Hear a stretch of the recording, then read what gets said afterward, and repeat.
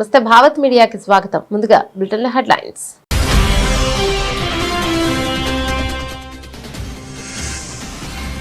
ఇకపై పాలస్తీనా దేశం ఏర్పాటును అంగీకరించబోమని ఇజ్రాయెల్ ప్రకటన.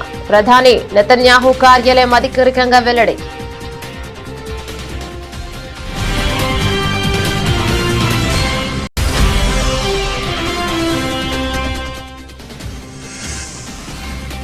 యుద్ధం అక్కర్లేదు, పీఓకే మనదే అవుతుంది, తనంతట తానుగానే భారత్ లో విలీనమవుతుందని కేంద్ర రక్షణ మంత్రి రాజ్నాథ్ సింగ్ ధీమా.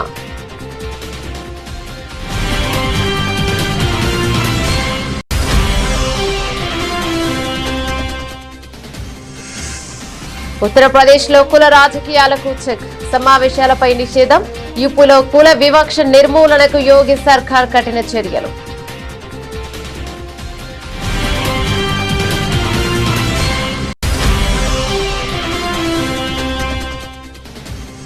మైసూర్ దసరా ఉత్సవాల్లో తీవ్ర అసహనం. గట్టిగా అరిచిన సీఎం సిద్ధరామయ్య. సభకు అంతరాయం కలిగిస్తున్న వారిపై సిద్ధరామయ్య ఫైర్.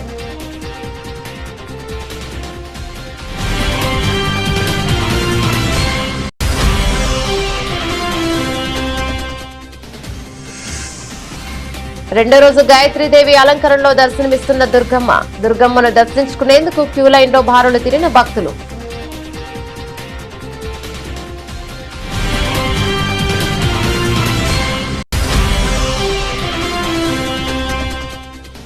హైవేలు, కోర్ అర్బన్ ప్రాంత అభివృద్ధిపై సీఎం సమీక్ష. రీజనల్ రింగ్ రోడ్డు ఉత్తర దక్షిణ భాగాలను 2 వేర్వేరు ప్రాజెక్టులుగా చూడొద్దని విజ్ఞప్తి.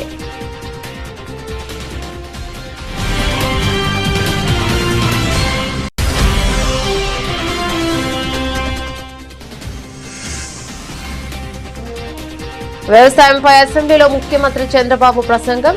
వ్యవసాయాన్ని లాభదాయకంగా చేయడమే లక్ష్యమని వెల్లడి.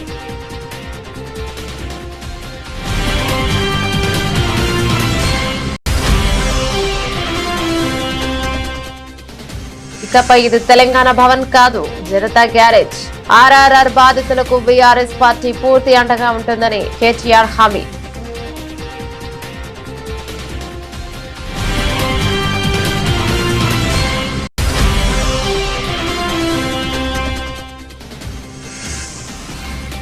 విజయవాడ ఉత్సవ పేరుతో కొత్త దోపిడీకి ప్లాన్. కూటమి నేతల తీరుపై ధ్వజమెత్తిన మాజీ మంత్రి వెల్లంపల్లి శ్రీనివాస్.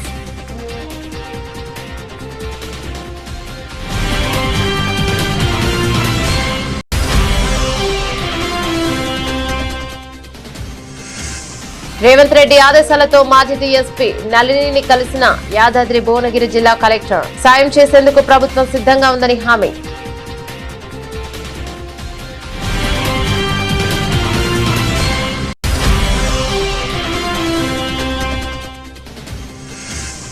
నెట్ఫ్లిక్స్ లోనూ అదే దూకుడు. మహావతార్ నరసింహ ఉగ్రరూపం. నెట్ఫ్లిక్స్ ఇండియాలో టాప్ లిస్ట్ లో ట్రెండింగ్.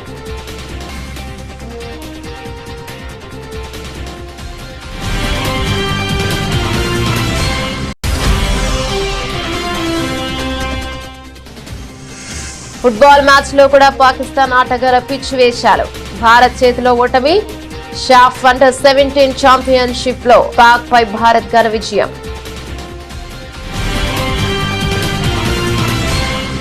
డీటెయిల్స్ చూస్తే పాలస్తీనాను స్వతంత్ర దేశంగా గుర్తించే ప్రసక్తే లేదని ఇజ్రాయెల్ ప్రభుత్వం సంచలన ప్రకటన చేసింది.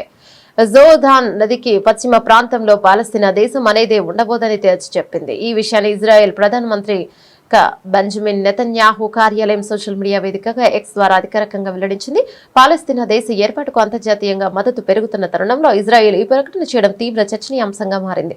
2023 అక్టోబర్ 7న హమాస్ ఉగ్రవాదులు జరిపిన మారణ హోమం తర్వాత తమ దేశం మధ్యలో బలవంతంగా ఒక ఉగ్రవాద రాజ్యాన్ని ఏర్పాటు చేసే ప్రయత్నాలను ఎట్టి పరిస్థితుల్లోనూ జరగనివ్వబోమని నెతన్యాహు ప్రభుత్వం స్పష్టం చేసింది. పాలస్తీనాకు మద్దతు ఇస్తున్న దేశాలకు ఇది తమ నుంచి స్పష్టమైన సందేశం అని పేర్కొంది. ఈ నెలాఖరులో జరగనున్న ఐక్యరాజ్య సమితి సర్వసభ్య సమావేశంలో పాల్గొనేందుకు నెతన్యాహు అమెరికా వెళ్లనున్నారు. ఈ పర్యటన నుంచి తిరిగి వచ్చాక దీనిపై పూర్తి స్థాయిలో స్పందిస్తామని కీలక పర్యటన ఉంటుందని ప్రధాని కార్యాలయం తెలిపింది. ఆసక్తికరంగా ఈ పర్యటన సందర్భంగా వైట్ హౌస్ కు రావాల్సిందిగా అమెరికా అధ్యక్షుడు డొనాల్డ్ ట్రంప్ నుంచి నెతన్యాహుకు ఫోన్ కాల్ ద్వారా ఆహ్వానం అందింది. మరోవైపు ఐక్యరాజ్య సమితిలో పాలస్తీనా దేశ ఏర్పాటుకు మద్దతుగా తీర్మానం ప్రవేశపెట్టేందుకు పలు దేశాలు ప్రయత్నిస్తున్న సమయంలో ఇజ్రాయెల్ ఈ నిర్ణయం తీసుకోవడం ప్రాధాన్యం సంతరించుకుంది. పాలస్తీనాను ఒక దేశంగా గుర్తిస్తున్నట్లు బ్రిటన్, ఆస్ట్రేలియా, కెనడా ఇప్పటికే బాహాటంగా ప్రకటించాయి. పాకిస్తాన్ ఆక్రమిత కశ్మీర్ పీఓకేను స్వాధీనం చేసుకునేందుకు యుద్ధం చేయాల్సిన అవసరం లేదని, అది తనంతట తానుగానే భారత్ లో విలీనమవుతుందని కేంద్ర రక్షణ మంత్రి రాజ్నాథ్ సింగ్ ధీమాను వ్యక్తం చేశారు. పీఓకేలో పరిస్థితులు మారుతున్నాయని, అక్కడి ప్రజలే పాకిస్తాన్ పాలన నుంచి విముక్తి కోరుకుంటున్నారని ఆయన స్పష్టం చేశారు. మొరాకో పర్యటనలో ఉన్న ఆయన అక్కడి భారతీయ సమాజాన్ని ఉద్దేశించి ప్రసంగిస్తూ ఈ కీలక వ్యాఖ్యలు చేశారు. పీఓకేలో ప్రజలు పాకిస్తాన్ పాలనపై తీవ్ర అసంతృప్తితో ఉన్నారని, స్వేచ్ఛ కోసం ఉద్యమిస్తున్నారని ఆయన తెలిపారు. పీఓకేలో డిమాండ్ ఇప్పటికే మొదలయ్యాయి. మీరు నినాదాలు వినే ఉంటారు. నేడు కూడా భారతీయుడినే, మైన్ బి భారత్ హూన్ అంటూ అక్కడ నినాదాలు విన్నంటున్నాయి. కాబట్టి మనం బల ప్రయోగం చేయాల్సిన అవసరం రాదు అని రాజ్నాథ్ వివరించారు. 5 ఏళ్ల క్రితం కశ్మీర్ లోయలో సైనికులతో మాట్లాడినప్పుడు కూడా ఇదే విషయాన్ని తాను చెప్పానని ఆయన గుర్తు చేశారు. పీఓకేను తిరిగి చేజెక్కించుకునే అవకాశాన్ని కేంద్ర ప్రభుత్వం ఆపరేషన్ సింధూర్ సమయంలో చేజార్చుకుంటుందంటూ విపక్షాలు విమర్శలు చేస్తున్న తరుణంలో రాజ్నాథ్ సింగ్ వ్యాఖ్యలు ప్రాధాన్యత సంతరించుకుంటున్నాయి. మే 7న జరిగిన ఆ ఆపరేషన్ లో భారత్ కు పైచేయి ఉన్నప్పటికీ కేవలం కాల్పుల విరమణ ఒప్పందంతో సర్ది పెట్టుకుందని ప్రతిపక్షాలు ఆరోపిస్తున్నాయి. ఇదే ప్రసంగంలో ఇతర దేశాల చర్యలపై భారత్ సమన్వయంతో వ్యవహరిస్తోందని రాజ్నాథ్ పేర్కొన్నారు. पीओके अपने आप आएगा, चिंता क्यों करते हैं? पीओके में डिमांड होने लगी। आपने सुना होगा 1-2 बार कुछ लोगों ने नारेबाजी की थी। 5 साल पहले एक बार इंडियन आर्मी को कश्मीर वैली में मैं संबोधित कर रहा था एक कार्यक्रम को। उस समय ही मैंने कहा था कि पीओके को आक्रमण करके हड़पने की जरूरत नहीं पड़ेगी। वो तो हमारा पड़ोसी है ही, वो हमारा है ही पीओके। और पीओके के लोग स्वयं ये कहेंगे कि मैं भी भारत हूं, और वह दिन आने वाला है। ఉత్తరప్రదేశ్ లో కుల వివక్ష నిర్మూలనే లక్ష్యంగా యోగి ఆదిత్యనాథ్ ప్రభుత్వం సంచలన నిర్ణయాలు తీసుకుంది.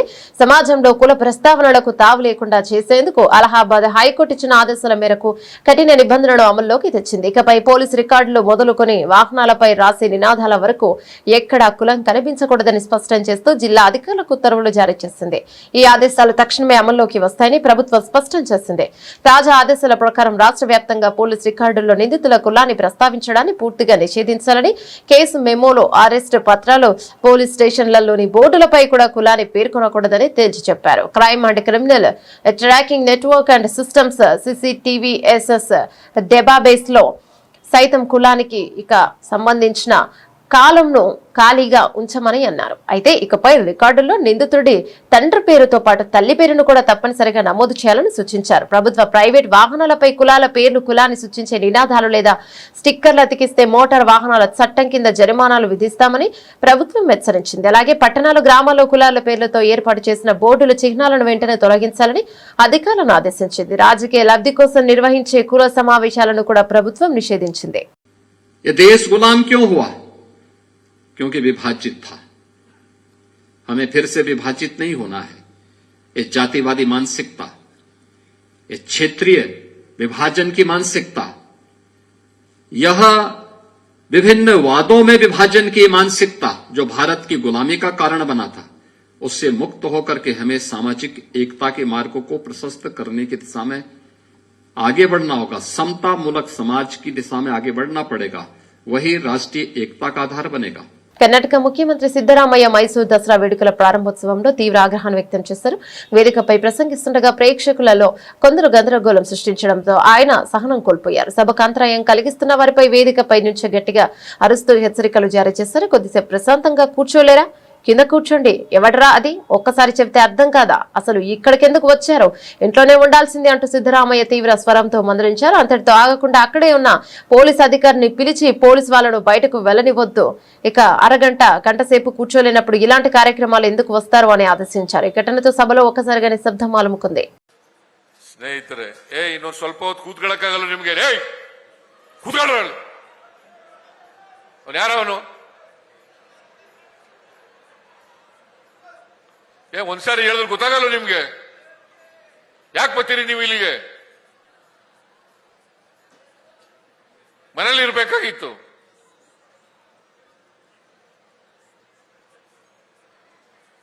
ಪೊಲೀಸ್ನವ್ರು ಅಲ್ಲಿ ಬಿಟ್ಬೇಡ್ರಿ, ಕಳಿಸ್ರಿ ಎಲ್ಲ.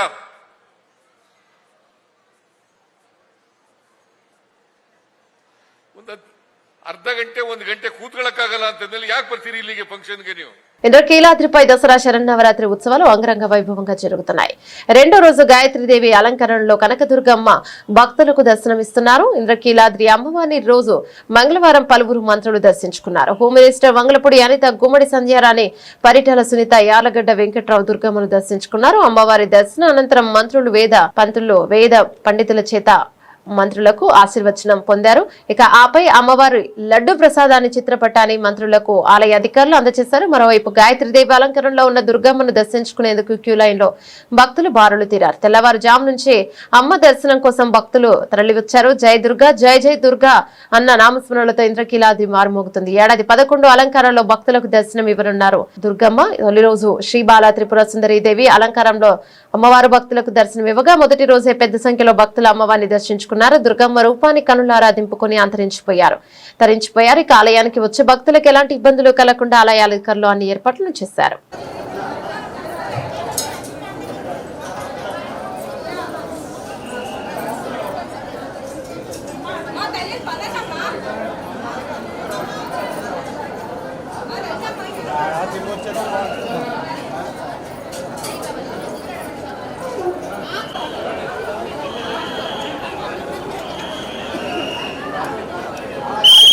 రీజనల్ రింగ్ రోడ్డు ఆర్&ఆర్ ఉత్తర దక్షిణ భాగాలను 2 వేర్వేరు ప్రాజెక్టులుగా చూడొద్దని భారత జాతీయ రహదారుల ప్రాధికార సంస్థ NHAI అధికారులతో సీఎం రేవంత్ రెడ్డి అన్నారు. ఉత్తర భాగానికి కేటాయించిన నంబరునే దక్షిణ భాగానికి కూడా కొనసాగించాలని కోరారు. అందుకే వెంటనే అనుమతులు మంజూరు చేయడంతో పాటు ఏకకాలంలో 2 పనులు ప్రారంభించేందుకు సహకరించాలన్నారు. దక్షిణ భాగం అలైన్మెంట్ కు వెంటనే ఆమోద ముద్ర వేసేలా చూడాలన్నారు. రాష్ట్రంలో జాతీయ రహదారుల నిర్మాణం, అనుమతుల జారీ, నూతన ప్రతిపాదనలకు ఆమోదం తదితర అంశాలపై NHAI జాతీయ రహదారుల విభాగం, NH జాతీయ రహదారుల రోడ్డు రవాణా మంత్రిత్వ శాఖ, మోర్త్ రహదారుల భవనాల శాఖ, అటవీ శాఖ అధికారులతో సచివాలయంలో మంత్రి కోమటిరెడ్డి వెంకటరెడ్డితో కలిసి ముఖ్యమంత్రి సమీక్ష నిర్వహించారు. జాతీయ రహదారుల నిర్మాణానికి సంబంధించిన భూసేకరణ, పరిహారం పంపిణీ ప్రక్రియను వేగవంతం చేయాలని అధికారులను ఆదేశించారు. చిన్న చిన్న కారణాలతో రహదారుల నిర్మాణంలో జాప్యం చేయవద్దన్నారు. అసెంబ్లీలో వ్యవసాయ శాఖపై లఘు చర్చ జరిగింది. సందర్భంగా ముఖ్యమంత్రి పవర్ పాయింట్ ప్రజెంటేషన్ ఇచ్చారు. అలాగే వ్యవసాయ శాఖ పరంగా తీసుకుంటున్న నిర్ణయాలు, రైతులకు లబ్ధి చేకూర్చిన అంశాలను చెప్పడంతో పాటు భవిష్యత్తులో ఇక రైతు సంక్షేమ సంఘం కోసం ఎలాంటి నిర్ణయాలు తీసుకోబోతున్నామనే విషయాలను ముఖ్యమంత్రి తన ప్రసంగంలో వివరించారు.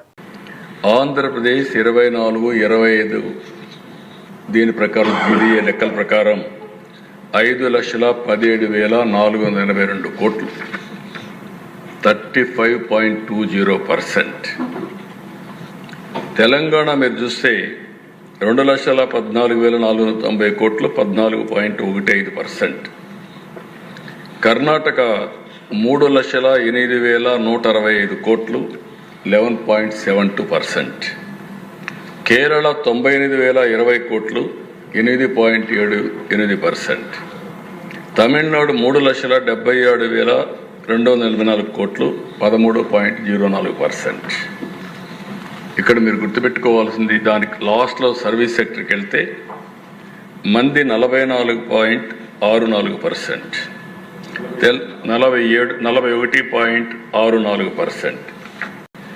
వేరే తెలంగాణ 67.16%, కర్ణాటక 68.13%, కేరళ 67.28%, తమిళనాడు 53.60%. ఎక్కడ సర్వీస్ సెక్టర్ ఉంటుందో అక్కడ రెవెన్యూ ఎక్కువ ఉంటుంది ప్రభుత్వానికి. మనకు వాళ్ళకు 3% ఎక్కువ డిఫరెన్స్ ఉంది. అంటే 100 రూపాయలు GSDP వస్తే దాంట్లో తెలంగాణ, కేరళ, కర్ణాటక 9.3% వాళ్ళకి ఆదాయం వస్తుంది. మనకు 6.2% ఆదాయం వస్తుంది. అందుకే ఆల్ ఎకానమీస్ అన్నీ కూడా అగ్రికల్చర్ నుంచి ఇండస్ట్రీ నుంచి సర్వీస్ సెక్టర్కి వెళ్తాయి. అది సస్టైనబిలిటీ. కొన్ని దేశాల్లో 2%, 3% కూడా అగ్రికల్చర్ ఉంది. మనం విభజన సమయంలో 25% ఉంటే తర్వాత 35% పెరిగా. తెలంగాణ 25 నుంచి 14% తగ్గే పరిస్థితి వచ్చింది హైదరాబాద్ వల్ల. అదే పదే నేను చెప్తూ వచ్చాను, స్ట్రక్చరల్ ఇంబ్యాలెన్సెస్ ఉన్నాయి. మనకు ఆ ఇబ్బంది ఉంది. దీన్ని అధిగమించాల్సిన అవసరం ఉందని పదే నేను అందుకే చెప్తున్నాను.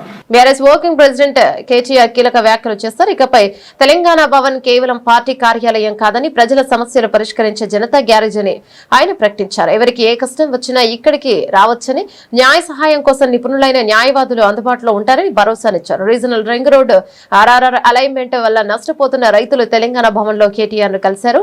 నల్గొండ, సూర్యాపేట, గజ్వేల్, సంగారెడ్డి నియోజకవర్గాల నుంచి వచ్చిన బాధితులతో ఆయన సమావేశమయ్యారు. ఈ సందర్భంగా కేటీఆర్ మాట్లాడుతూ రీజనల్ రింగ్ రోడ్డు విషయంలో కాంగ్రెస్ ప్రభుత్వం అనుసరిస్తున్న వైఖరిని విమర్శించారు.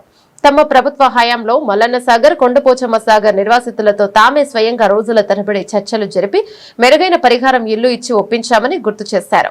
కానీ ప్రస్తుత కాంగ్రెస్ నాయకులు రైతుల సమస్యలు తెలుసుకునేందుకు క్షేత్ర స్థాయికి వెళ్లడానికి ముఖం చాటేస్తున్నారని ఆయన ఆరోపించారు.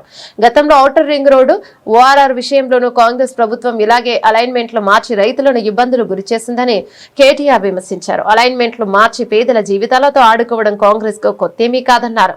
ఆర్ఆర్ఆర్ అలైన్మెంట్ ను శాస్త్రీయంగా ఖరారు చేసే వరకు బీఆర్ఎస్ పార్టీ రైతులకు అండగా నిలుస్తోందని ఆయన స్పష్టం చేశారు. మీరున్నప్పుడు చేయలేదా? మల్లన్న సాగర్ కట్టలేదా? ఆందోళనలు కాలేదా? కొండపోచమ్మ సాగర్ కట్టలేదు? అవును, అయినాయి. ఇక్కడ కేసీఆర్ ఏం చేసిండు? పిలుచుకొని మాట్లాడిండు.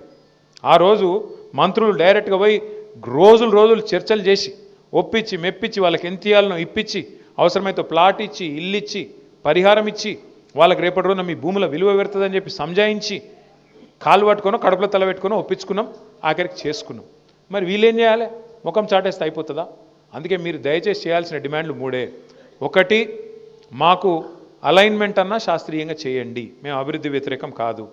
2, నష్టపరిహారం సమంజసంగా ఇవ్వండి. ఇది సరిపోదు. ఏ రకంగా కూడా బహిరంగ మార్కెట్లో ఒక రేటు ఉంది, ఎస్ఆర్ఓ రేట్ ఒకటి ఉంది. మరి దాన్ని పెంచి మానవతా కోణంలో ఒక దగ్గర మామ్నూర్ ఎయిర్పోర్ట్ కాడ 1,20,00,000 ఇస్తుండ్రని చెప్పి కూడా తమ్ముడు ఇచ్చిండు వెంకటేష్. ఎకరానికి ఎయిర్పోర్ట్ 1,20,00,000 ఇస్తారు. మరి మీ దగ్గర ఎందుకు ఇవ్వద్దు అనేది మీ ప్రశ్న. అది వాస్తవమో కాదో నాకు తెలియదు. చూడండి, వాస్తవం అయితే సంతోషమే రాములన్న. అయితే అవన్నీ కూడా లాయర్లకు ఇవ్వండి. ఇంకా అదే చెప్తున్నాను. ఎందుకు చెప్తున్నా అంటే వాళ్ళు ఇంటూరు కాబట్టి. ఎవరికన్నా మీకు న్యాయ సలహాలు కావాలంటే, మీకు ఎవరికైనా సరే న్యాయ సలహాలు కావాలంటే, ఇగో మన తెలంగాణ భవన్ గారు, దీని పేరు ఇప్పటి నుంచిగా జనతా గ్యారేజ్. మీరు ఎప్పుడంటే అప్పుడు రావచ్చు, మీకు ఏ సమస్యలు ఉన్నా వాళ్ళకి చెప్పచ్చు. మీకు న్యాయపరంగా కూడా ఎలాంటి చిక్కులు లేకుండా, ఇబ్బంది లేకుండా వాళ్ళు మీకు సలహాలు కూడా ఇస్తారు. ఇక మీ వాళ్ళే ఉన్నారు అంతా నాయకులు. ప్రజా సమస్యల పరిష్కారంలో విఫలమైన ప్రతిసారి కూటమి ప్రభుత్వానికి డైవర్షన్ పాలిటిక్స్ అలవాటుగా మారిందని మాజీ మంత్రి వెల్లంపల్లి శ్రీనివాస్ ఆగ్రహాన్ని వ్యక్తం చేశారు. తాడేపల్లి వైఎస్ఆర్ కాంగ్రెస్ పార్టీ కేంద్ర కార్యాలయంలో మీడియాతో మాట్లాడుతూ కూటమి ప్రభుత్వం అధికారంలోకి వచ్చిన తర్వాత తిరుమల తిరుపతి దేవస్థానాన్ని తమ రాజకీయాలకు వేదికగా మార్చి స్వామివారి ప్రతిష్టకు తీవ్ర భంగం కలిగిస్తున్నారని ఆక్షేపించారు. మరోవైపు దుర్గమ్మ పేరుతో విజయవాడ ఉత్సవం అంటూ కూటమి నేతలు మరో దోపిడీకి సిద్ధమయ్యారని ఆయన మండిపడ్డారు. ప్రభుత్వ భూమిని ఉపయోగించుకుంటూ స్టాళ్ల పేర్లతో లక్షలాది రూపాయలు వసూలు చేస్తున్నారని మండిపడ్డారు. ప్రజలపై భారం మోపుతూ దోపిడీకి పాల్పడుతున్న కూటమి నేతల దీనిపై సమాధానం చెప్పాలని డిమాండ్ చేశారు. నవరాత్రుల మీద ఎవరు మాట్లాడలేదు. నవరాత్రుల్లో ఈ రోజు చెప్పాలంటే కనుక అరాకొర వసతులతో ఈ రోజు నవరాత్రుల యొక్క ఉత్సవాలు జరుగుతున్నాయి. ఆఫీసర్ల మధ్య సమన్వయం లేదు. భక్తులకి సరైన అవగాహన కల్పించే విధంగా ఎక్కడ కూడా వాళ్ళకి అవగాహన కల్పించే విధంగా ఎక్కడ కూడా పెట్టిన పరిస్థితులు లేవు. ఏ ఒక్క అధికారికి ఒక అధికారికి సమన్వయం లేదు. సామాన్య భక్తులను ఏ విధంగా గుడికి వెళ్ళాలో తెలియలేని పరిస్థితి. దివ్యాంగులు ఎలాగో తెలియదు. అదేవిధంగా చంటి పిల్లలను పెట్టుకున్న వాళ్ళు ఎలాగో తెలియదు. వీటి గురించి కనీసం ఎంపీ గారు పట్టించుకున్న పరిస్థితి లేదు. ఎంపీ గారు పట్టించుకున్న పరిస్థితి మాట్లాడితే విజయవాడ ఉత్సవం గురించి ప్రెస్ మీట్లే తప్ప దసరా నవరాత్రులు ఈ విధంగా జరుగుతాయి అని చెప్పని ఎంపీ స్థాయిలో కానీ, మంత్రి స్థాయిలో కానీ, ఎమ్మెల్యే స్థాయిలో కానీ ఎన్ని రివ్యూలు పెట్టారు చెప్పండి?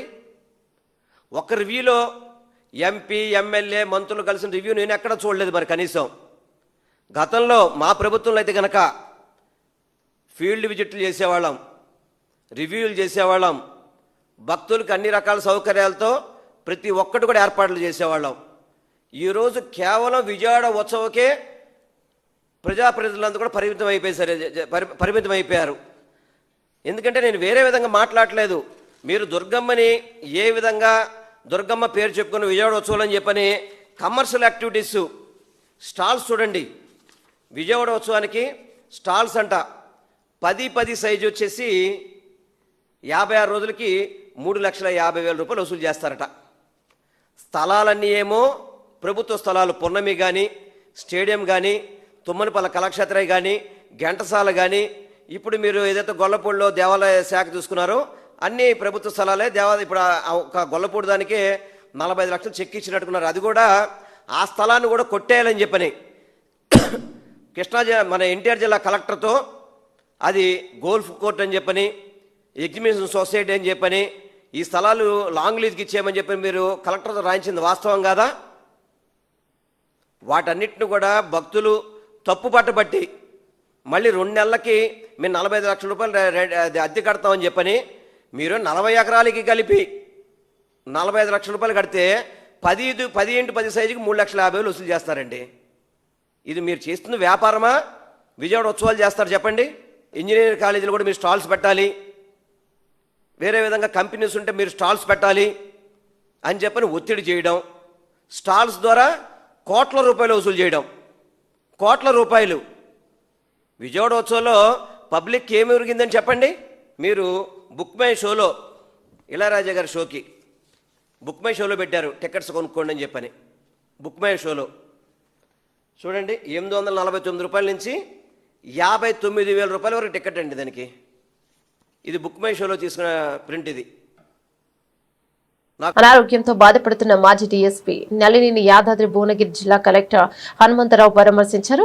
ముఖ్యమంత్రి రేవంత్ రెడ్డి ఆదేశాల మేరకు కలెక్టర్ ఆమె నివాసానికి వెళ్లి మాట్లాడారు. నళిని ఆరోగ్య పరిస్థితిని అడిగి తెలుసుకుని ప్రభుత్వం అన్ని విధాల సహాయం చేయడానికి సిద్ధంగా ఉందని హామీనిచ్చారు. ఆమె సర్వీసు సమస్యను కూడా త్వరలోనే పరిష్కరిస్తామని ముఖ్యమంత్రి తెలిపారని ఆయన వెల్లడించారు. నళిని చికిత్సకు ఎంత ఖర్చైనా ప్రభుత్వమే భరిస్తోందని కలెక్టర్ హామీనిచ్చారు.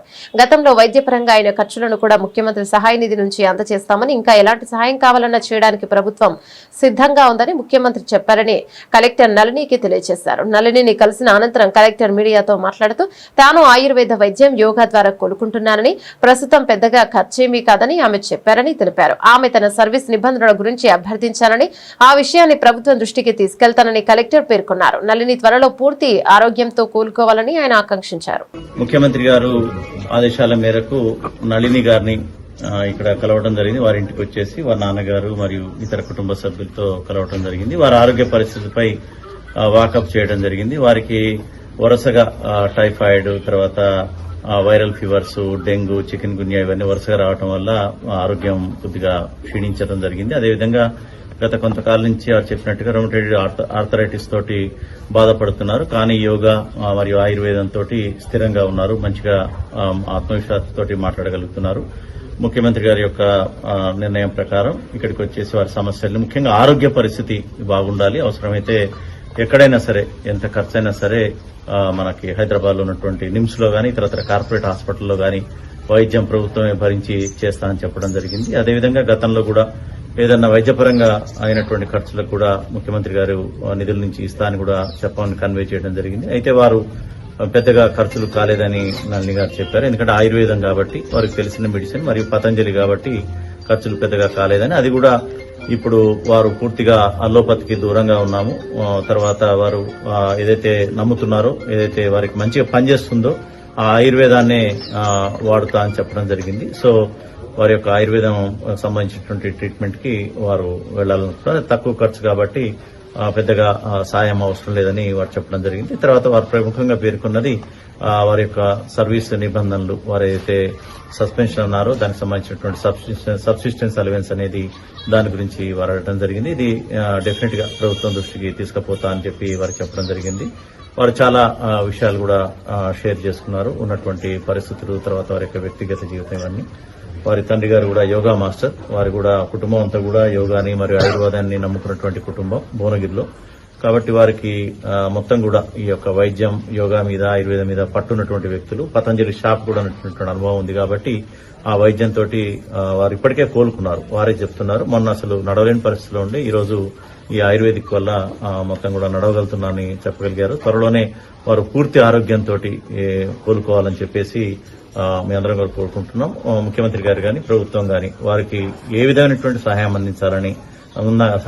అందించాలని కోరుకున్నా గానీ దాన్ని చేస్తామని కూడా చెప్పడం జరిగింది. అదే విషయాన్ని వారికి చెప్పడం జరిగింది. వారు కూడా సరైన సమయంలో చెప్తా అని చెప్పడం, ముఖ్యంగా వారి సర్వీస్ నిబంధనల గురించి పదే రిక్వెస్ట్ చేయడం జరిగింది. ఇది ప్రభుత్వం దృష్టికి, ముఖ్యమంత్రి గారి దృష్టికి తీసుకుపోవడం జరుగుతుంది. Thank you. హిందూ పురాణాల నేపథ్యంలో యానిమేటెడ్ సినిమాగా వచ్చి బాక్సాఫీస్ ను షేక్ చేసింది మహాతా Narasimha. Kannada top production house line Hombale films, Kleem productions సంయుక్తంగా తెరకెక్కించాయి. ప్రపంచవ్యాప్తంగా జూలై 25న థియేటర్లలో విడుదలై ఘన విజయాన్ని సొంతం చేసుకోవడమే కాకుండా బాక్సాఫీస్ వద్ద 300 కోట్ల వసూళ్లను రాబట్టి టాక్ ఆఫ్ ది ఇండస్ట్రీగా నిలిచింది. అశ్విన్ కుమార్ దర్శకత్వం వహించిన ఈ మూవీ ప్రస్తుతం పాపులర్ ఓటీటీ ప్లాట్ఫామ్ నెట్ఫ్లిక్స్ లో సెప్టెంబర్ 19 నుంచి పలు భారతీయ భాషల్లో స్ట్రీమింగ్ అవుతుంది. కాగా ఈ చిత్రం నెట్ఫ్లిక్స్ లోనూ తన దూకుడు ప్రదర్శిస్తోంది. నెట్ఫ్లిక్స్ ఇండియాలో టాప్ ప్లేస్ లో ట్రెండింగ్ అవుతోంది. ముందుగా అంతా ఊహించినట్లుగానే అద్భుతమైన వ్యూవర్షిప్ తో డిజిటల్ ప్లాట్ఫామ్ లో కూడా ధనయాత్ర కొనసాగిస్తోంది. Ashwin Kumar story telling, solid visuals కు కుటుంబ ప్రేక్షకులు చిన్నారులు ఫిదా అయిపోతున్నారు. హిందూ పురాణాలలోని శ్రీ మహావిష్ణువు దశావతారాలను ఆధారంగా చేసుకుని 7 భాగాలుగా రూపొందించే మహోత్తర్ సినిమాటిక్ యూనివర్స్ లో ఫస్ట్ పార్ట్ గా వచ్చింది. మహాతా నరసింహ ఈ ఫ్రాంచైజీలో రాబోయే నెక్స్ట్ పార్ట్లపై అంచనాలు అమాంతం పెరిగిపోతున్నాయి. షాఫ్ అండర్ 17 ఫుట్బాల్ ఛాంపియన్షిప్ లో భాగంగా జరిగిన భారత్ ఉత్కంఠ భరిత మ్యాచ్ లో భారత్ యువ జట్టు పాకిస్తాన్ పై అద్భుత విజయాన్ని నమోదు చేసింది. మైదానంలో పాక్ ఆటగాడి రెచ్చగొట్టే చర్యకు బదులుగా గోల్స్ తో ఇక సమాధానమిచ్చి 3-2 తేడాతో పాక్ ను చిత్తు చేసింది. విజయంతో గ్రూప్ బి లో అగ్రస్థానంలో నిలిచిన టీమిండియా ఘనంగా సెమీఫైనల్ కు దూసుకెళ్లింది. ఆట ఆద్యంతం హోరాహోరీగా సాగింది. మ్యాచ్ 43వ నిమిషంలో పాకిస్తాన్ ఆటగాడు మహ్మూద్ అబ్దుల్లా ఒక గోల్ సాధించాడు. అనంతరం అతను టీ తాగుతున్నట్లుగా వింతగా సంబరాలు చేసుకున్నాడు. ఈ సంబరాలు 2019 బాలాకోట్ దాడుక సమయంలో ఇక పాక్ కు చిక్కిన భారత్ వింగ్ కమాండర్ అభినందన్ వర్ధమాన్ కు వెక్కిరిందుకేనని ఇక అభిమానులు తీవ్రంగా స్పందించారు. అయితే ఈ అవమానానికి భారత ఆటగాళ్లు తమ ఆటతోనే గట్టిగా సమాధానం చెప్పారు. ఇక దాల్ ములున్ గాంగ్టే గుండ్లిభా వాంకేరాక్టం చెరొక గోల్ సాధించి స్కోర్ ను సమం చేయగా ఇక 73వ నిమిషంలోనే రెహాన్ అహ్మద్ అద్భుతమైన గోల్ కొట్టి భారత్ కు నిర్ణయాత్మక విజయాన్ని అందించాడు. ఈ గెలుపుతో వరుసగా 3 విజయాలు నమోదు చేసిన భారత్ జట్టు సెమీఫైనల్లోనే నేపాల్ తో తలపడనుంది. మ్యాచ్ లో ఓడిపోయినప్పటికీ పాకిస్తాన్ కూడా సెమీస్ కు అర్హత సాధించింది. సెమీస్ లో బంగ్లాదేశ్ తో పాక్ ఆడనుంది. బులెటిన్ ముగించే ముందు హెడ్లైన్స్ మరోసారి.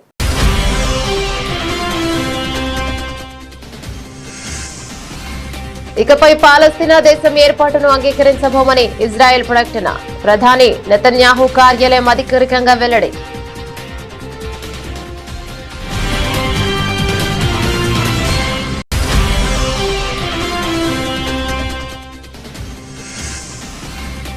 యుద్ధం అక్కర్లేదు, పీఓకే మనదే అవుతుంది. తనంతట తానుగానే భారత్ లో విలీనమవుతుందని కేంద్ర రక్షణ మంత్రి రాజ్నాథ్ సింగ్ ధీమా.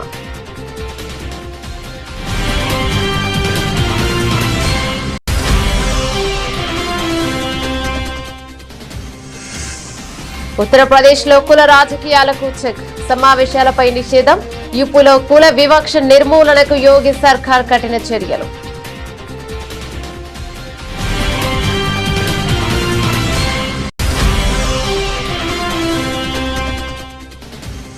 మైసూర్ దసరా ఉత్సవాల్లో తీవ్ర అసహనం. గట్టిగా అరిచిన సీఎం సిద్ధరామయ్య. సభకు అంతరాయం కలిగిస్తున్న వారిపై సిద్ధరామయ్య ఫైర్.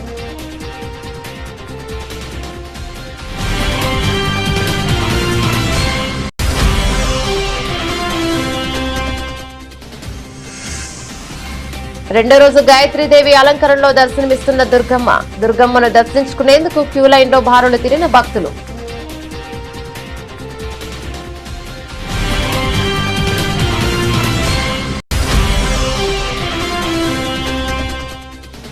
హైవేలు, కోర్ అర్బన్ ప్రాంత అభివృద్ధిపై సీఎం సమీక్ష. రీజనల్ రింగ్ రోడ్డు ఉత్తర దక్షిణ భాగాలను 2 వేర్వేరు ప్రాజెక్టులుగా చూడొద్దని విజ్ఞప్తి.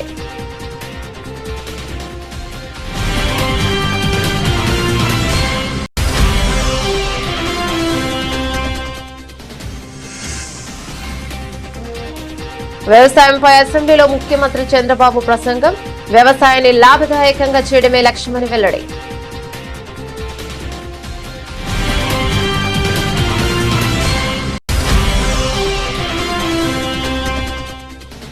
ఇకపై ఇది తెలంగాణ భవన్ కాదు, జనతా గ్యారేజ్.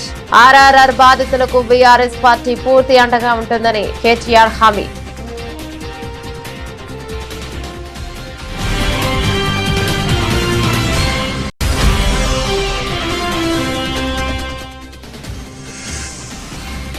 విజయవాడ ఉత్సవ్ పేరుతో కొత్త దోపిడీకి ప్లాన్. కూటమి నేతల తీరుపై ధ్వజమెత్తిన మాజీ మంత్రి వెల్లంపల్లి శ్రీనివాస్.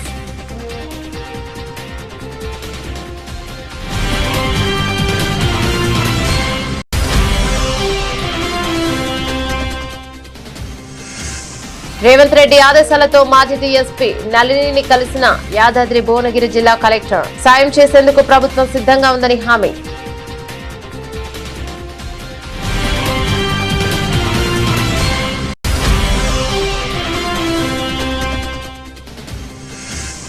నెట్ఫ్లిక్స్ లోనూ అదే దూకుడు. మహావతార్ నరసింహ ఉగ్రరూపం. నెట్ఫ్లిక్స్ ఇండియాలో టాప్ లిస్ట్ లో ట్రెండింగ్.